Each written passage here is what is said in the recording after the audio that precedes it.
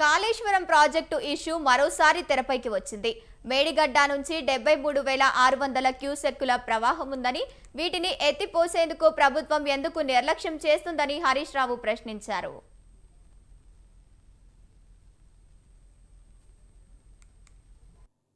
అంటే 73,600 క్యూసెక్కుల నీటి ప్రవాహం ఇవాళ మేడిగడ్డ దగ్గర ఉన్నది. సో మన కన్నెపల్లి పంప్ హౌస్, మేడిగడ్డ నుంచి నీళ్లు తీసుకునే పంప్ హౌస్ పేరు కన్నెపల్లి పంప్ హౌస్. ఈ కన్నెపల్లి పంప్ హౌస్ యొక్క minimum draw down level MDDL 93.5 మీటర్లు.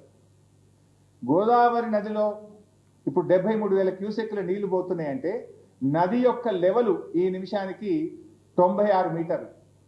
మన MDDL ఎంత? 93.5.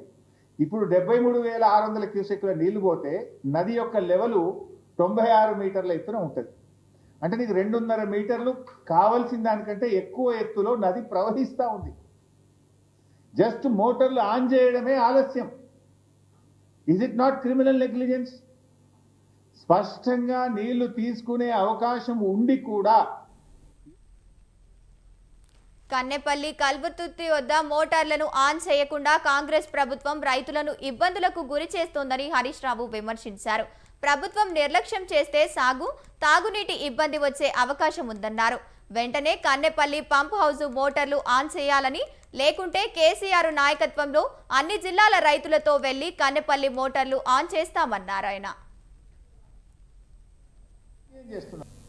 రాజకీయం చేస్తున్నారు. ఎన్డీఎస్ఏ అని చిల్లర రాజకీయాన్ని పాల్పడ్డారు. ఎన్డీఎస్ఏ దేశం మొత్తం ఉంటుందా? ఒక కాళేశ్వరంకే ఉంటుందా?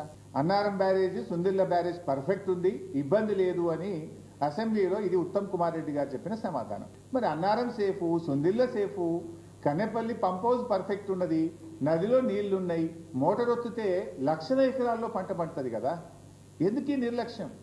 బటన్ ఒత్తితే నీళ్ళు వచ్చే అవకాశం ఉండగా ఎందుకు ఈ నిర్లక్ష్యం చేస్తా ఉన్నారు? కట్టుకొత్తితే నీళ్ళు వస్తాయి, అంత తయారున్నది, కట్ నీళ్లు పెట్టిపోయి ఇంత స్పష్టంగా ఉండగా ఎందుకు మీరు ఈ నిర్లక్ష్యం చేస్తా ఉన్నారు? అంటే బీఆర్ఎస్ మీద కోపంతోనో కేసీఆర్ గారి మీద కోపం ఉంటే సరే, మా మీద కేసులు ఇప్పటికి చాలా పెట్టుండ్రు, ఏం ప్రాబ్లం లేదు. ఎన్ని కేసులైనా ఈ రాష్ట్ర ప్రజల కోసం మేము ఫేస్ చేయడానికి సిద్ధంగా ఉన్నాం.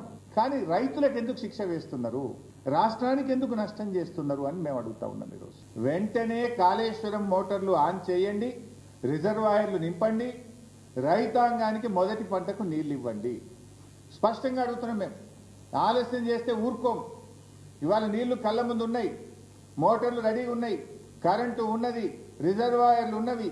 తక్షణమే మోటార్లు ఆన్ చేయండి, రైతాంగానికి నీళ్లు ఇవ్వండి.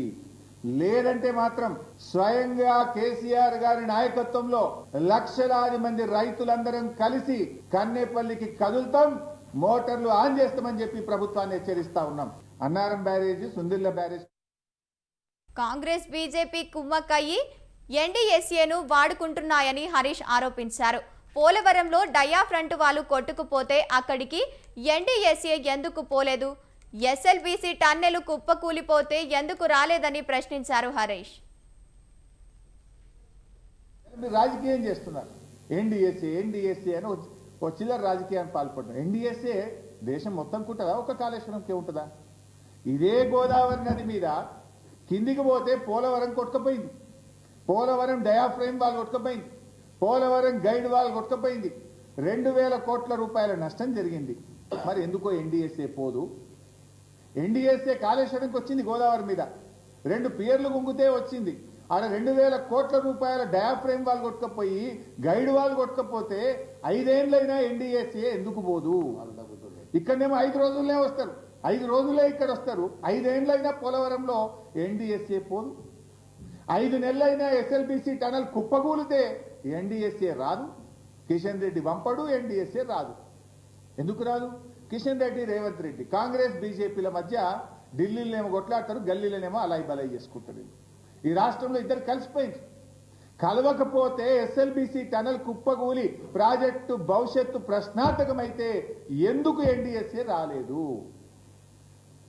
నేను అడుగుతా ఉన్నా. ఇలా పోలవరంలో కూలిపోయింది, మరి అక్కడ ఎన్డీఎస్ఏ పోలే.